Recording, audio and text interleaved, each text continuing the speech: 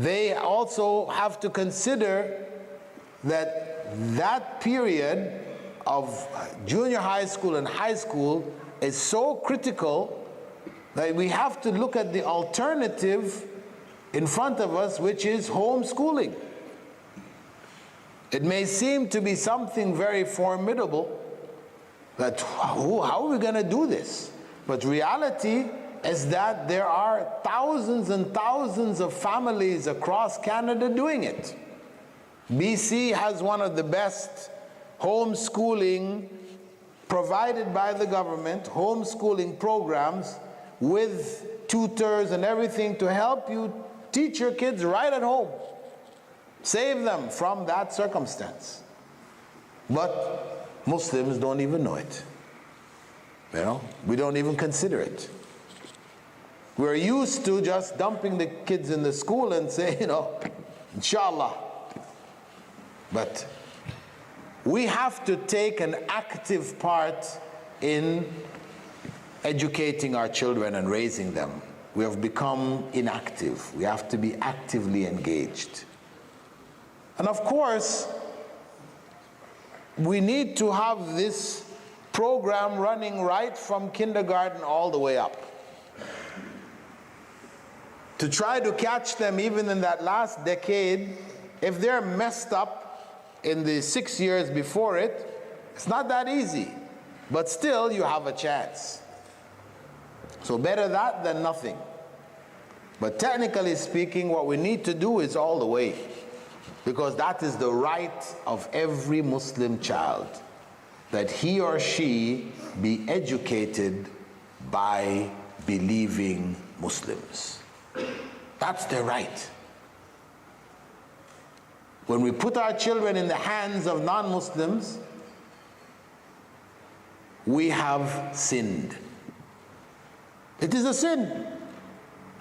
Those critical years when their minds, their personalities are being formed, and we put them in the hands of non-Muslims who are secular in their outlook.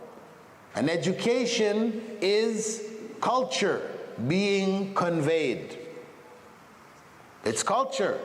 There is information, but it's mixed in, it comes in a cultural package. And that culture is a secular culture, a godless culture.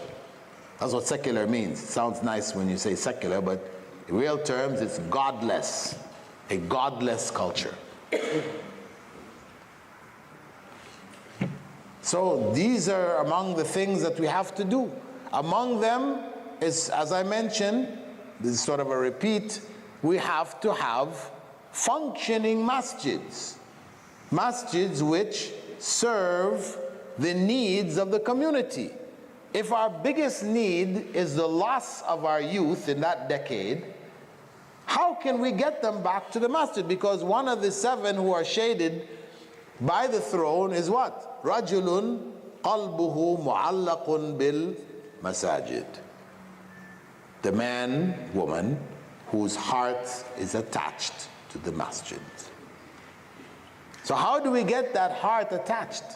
We have to find ways and means of bringing them back to the masjid, that they will be attracted to the masjid. Now if you go to them and say, come to the masjid, there's a talk. They say, talk about what? What is it? What am I going to hear? Same old, same old. That's what I heard before when I was growing up. I don't need to listen to that stuff anymore. You know. But if you said, come down to the center and play some basketball or some football, they're coming, sure. That's fun. So if that is what brings them, then we have to make that available. Use that channel by which to reach out to them and to educate them, to try to save them. They're doing that in other parts of Canada. In Toronto, alhamdulillah, the masjid I was in, Abu Huraira, they developed what they call the MBA, the Muslim Basketball Association. And they made up teams from all across the GTA, across the Toronto, and they played, and they have championship, and they've branched out. They have a branch now in Ottawa, and they're going out to Montreal. And you can do it here too, and the boys will travel, they meet, and they're doing this within an Islamic framework. There are those who survived that period, who know what the problems are, who are their coaches, who are training them, etc. But when the time for Salah comes, the game stops, everybody prays. For them to go to play in the championships, the players who are chosen are those who regularly attended classes, because all the students are supposed to attend some classes on the deen. So there is that combination of sport and deen. I mean, if we're going to attract them, we have to offer them something which is attractive, which appeals to them. We have to find other methods, and that's why I said we don't need to build more mosques in the way that our mosques are today, where we spend a lot of money to make that beautiful dome. That beautiful dome, the cost for all of that, we could have made a center for the youth, you know. And that beautiful dome is not sunnah. Look at that. Even the big minaret, it's not sunnah. It's no harm. We're not saying bid'ah. I'm not saying haram. But, you know, we have to look at how we spend our monies, because we will be asked about our wealth and how we spent it.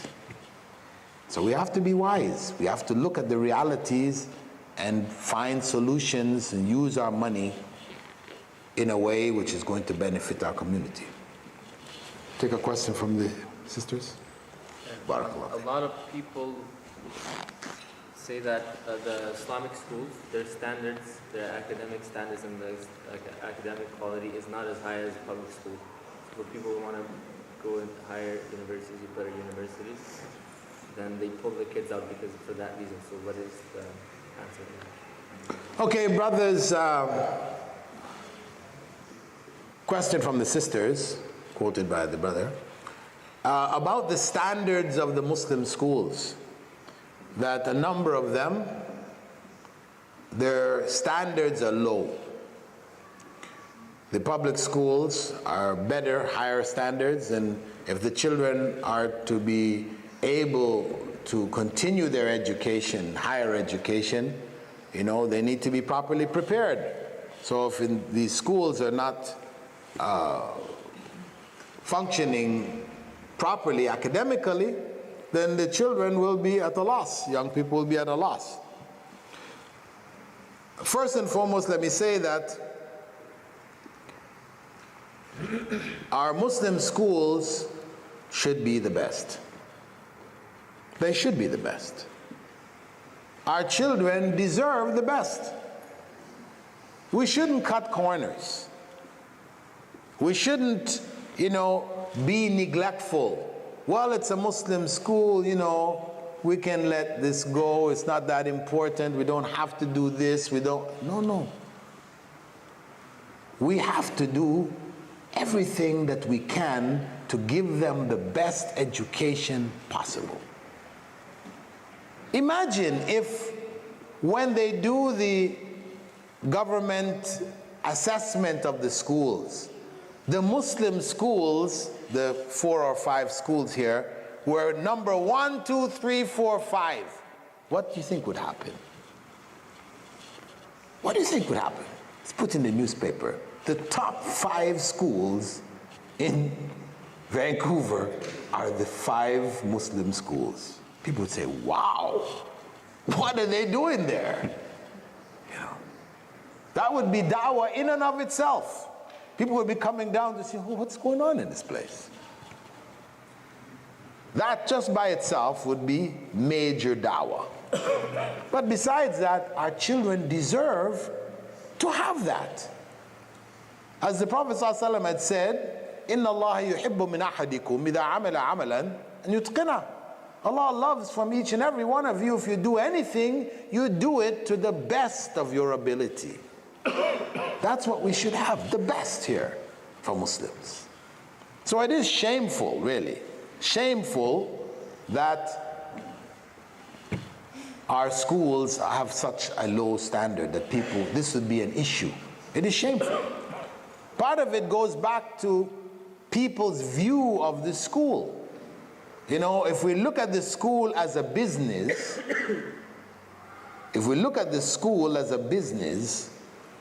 then, you know, when you're running your business, you want to cut down on your overhead, right? Right? Cut down on your overhead. So, overhead is qualified, well-qualified teachers and, you know, the other things. So you cut corners, you know. You don't need that lab, or you don't need all that equipment, or, well, when the time for inspection comes, okay, we get new equipment. But the rest of the time, the equipment is broken, it's just left, you know, because we're only thinking in terms of business. But bottom line is that the Islamic school is business for Allah subhanahu wa ta'ala. And that business for Allah will only be accepted by Allah if it is done properly. That's why the Prophet ﷺ had said you have to slaughter a goat. Don't slaughter the one that's blind in one eye and his horn is broken and, you know, it's cheaper. But, you know, you're slaughtering it for Allah subhanahu wa ta'ala. Giving thanks to Allah. You slaughter the good animal. Same way with our school, we sacrifice. We give the best for the sake of Allah. So we need to do that. But at the same time that I say that, on the other hand, just keep in mind that if our kids go to the Islamic school, which is inferior, but they come through with their Islam intact, they're better off than the child who we put in the public school system, whose Islam is destroyed, but his academics are excellent. We have to know what our priorities are. Not as a justification for inferior education. No, we said that should not be. We should be giving them the best. But even if we don't have the best, we have to understand that the best for our children is to be on the path to paradise. It's best for them to know Allah, believe in Him, and live Islam. That is what's best for them.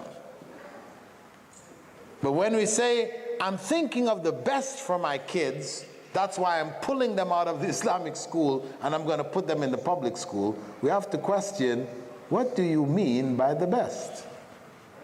What really is the best? Have you really understood what is best? So we have to work on both ends. And I'm not, as I said, saying that we should be tolerant of inferior education for our children. No, we should insist. As parents, we should put pressure on the administration to ensure that our kids are getting the best that we can possibly give them. We should. We, as parents, have that duty, have that responsibility. But oftentimes, we don't take that parental responsibility properly. We see what's going on, we don't like it, we complain, we backbite, and we carry on in the back, you know. But nothing gets changed. No, we have to act as a community and correct this, inshallah. What can Muslims, young people, do to avoid temptation or the temptations of the college environment? Well, what my advice is, in general, that those people going to college have to be focused. Those kids going into college have to be focused. But again, you know, if we're not talking about conscious Muslim kids, then how do you get them focused? If they're not conscious. So we're talking about people who are conscious. If they're not conscious, then the problem is making them conscious. Because no matter what you tell them when they go in there, they're not conscious Islamically, they're finished. The university is the final stroke. What they call the coup de grace. Cut the head off. That's it, finished. I attended a conference after I came here the last time. There was a conference in Toronto.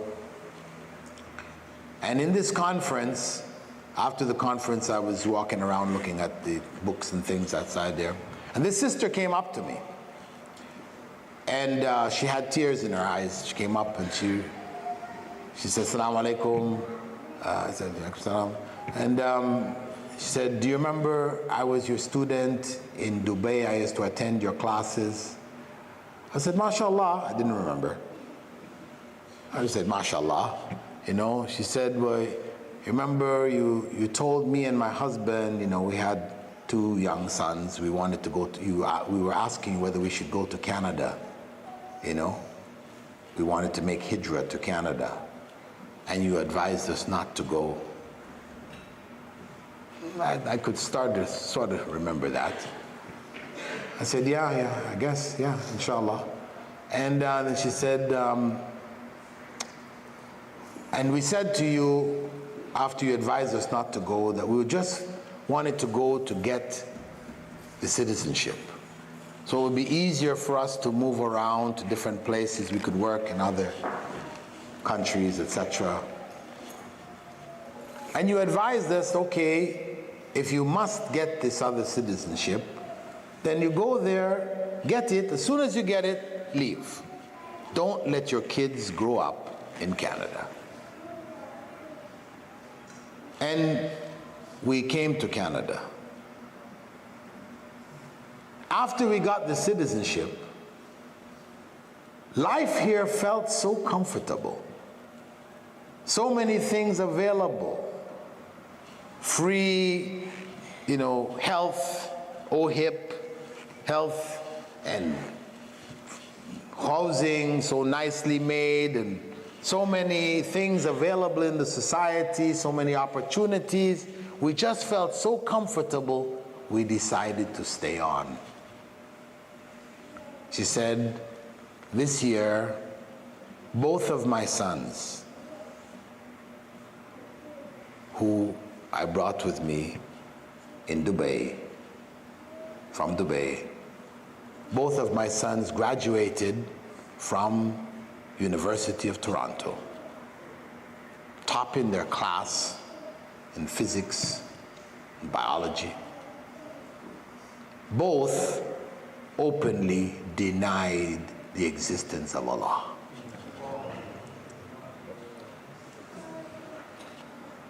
This is a practicing sister now. Herself and her husband are practicing Muslims. Both of them graduated atheists, denying Allah's existence. Not even doubtful, shaky, but saying there's no God. It's a myth.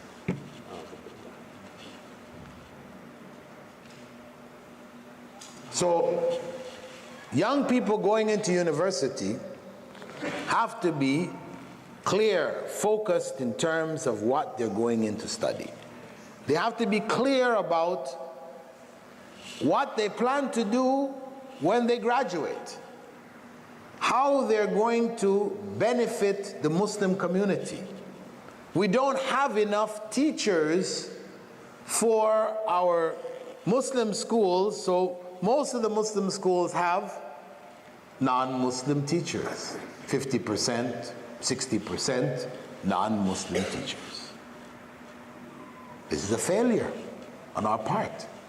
Why don't we have enough Muslim teachers? Because priorities have been set in terms of the dunya, whereas most of the engineer, doctor, lawyer, It's about money.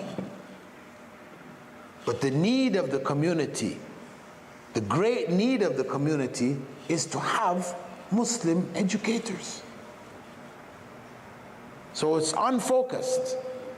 We need to have them focused as they come into this. So they have a goal, they have a clear understanding of the sacrifice they need to do for the sake of Allah. To understand that this study that they're doing in university is ibadah. من سلك طريقا يلتمس فيه علما سهل الله له طريقا إلى الجنة. Whoever takes a path in which he or she seeks knowledge, primarily it's knowledge of the deen or knowledge to serve the deen, then Allah will make the path to paradise easy for them. That's what we have to make sure they're going in with that frame of mind. And then of course, that young person in college, they have to be careful about who they take as their friends, because that's the other thing that's going to come, isn't it?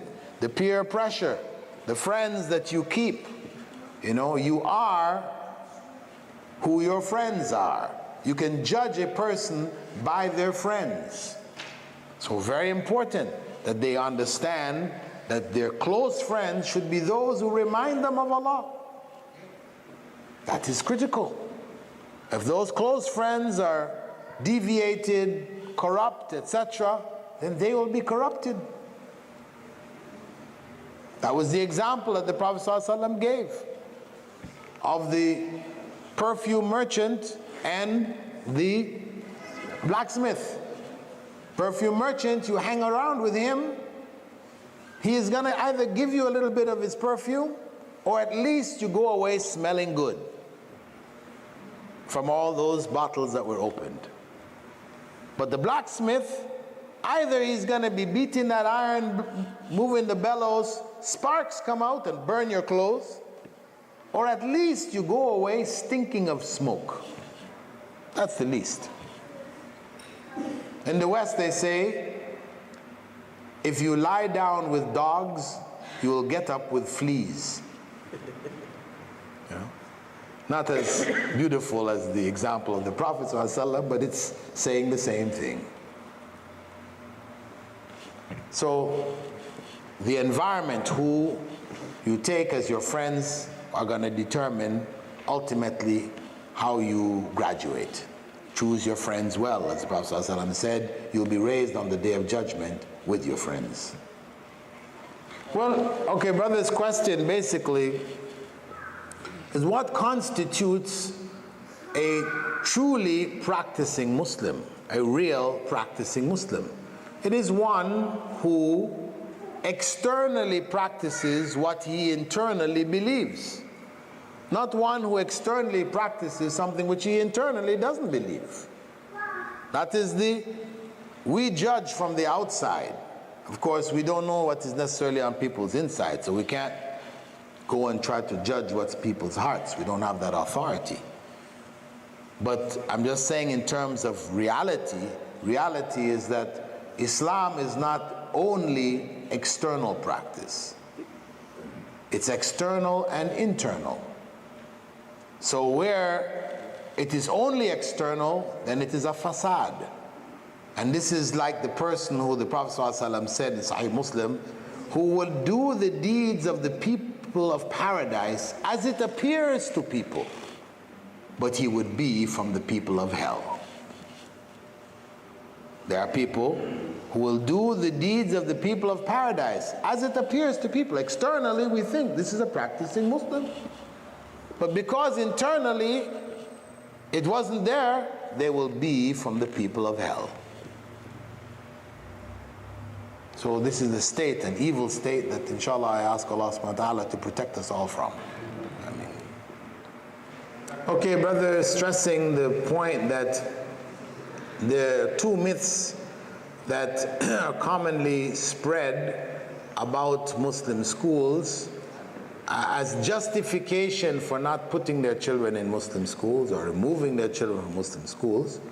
The myth that those students who are in the schools the schools that they're studying in are in fact inferior to the existing public schools. Our brother, who is, I guess, directly involved in, had his own children in the schools and involved in the Muslim schools here, is saying that this is not the case, that though they may not be the best, they're still not the worst. That has its own issues. I still feel in my mind that, I do agree with those who say they should be the best. There's something wrong why they're not the best. Because we don't have the distractions that the non-Muslims have. They have all kinds of distractions. We don't have those distractions. So really our kids should be the best. Our schools should be the best. So there is, I'm not saying we are the worst, okay, I accept, as you say, but we shouldn't tolerate being just not the worst. We should still say, as parents, it should be the best. But that's not justification, as I said, for taking our kids out of school, or not putting them in the school, because, as I mentioned before, their iman is most important. Their iman is more important, in fact, than their academics.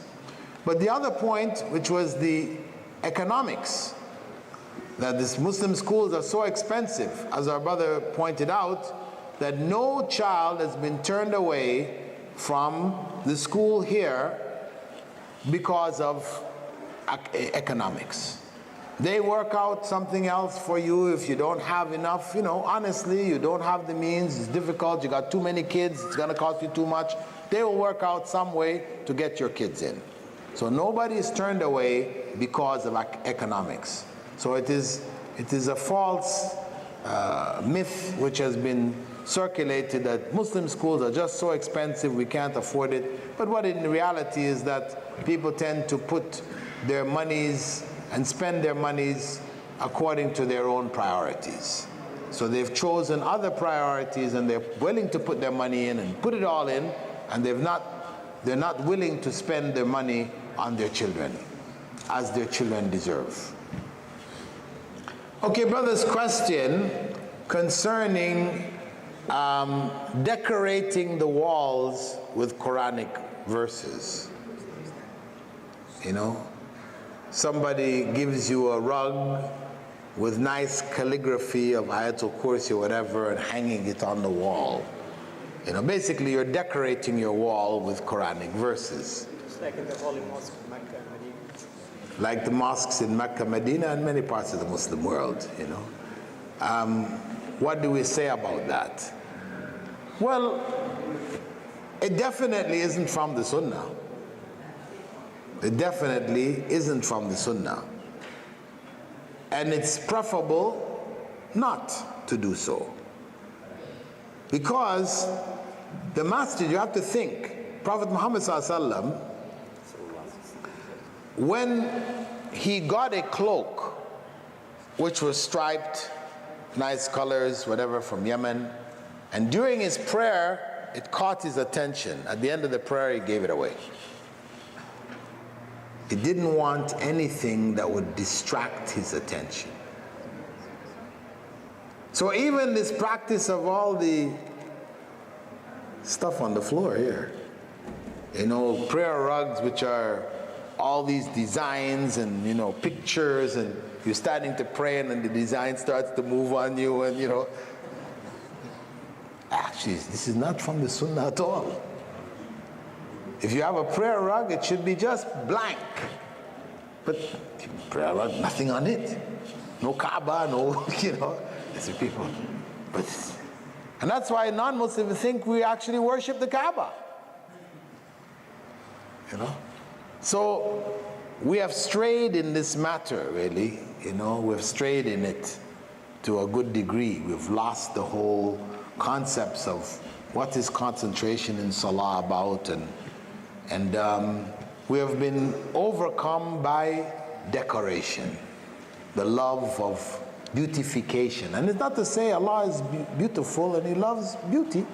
Allahu jamilun yuhibbul jamal. It's true. But there are limits. There are limits.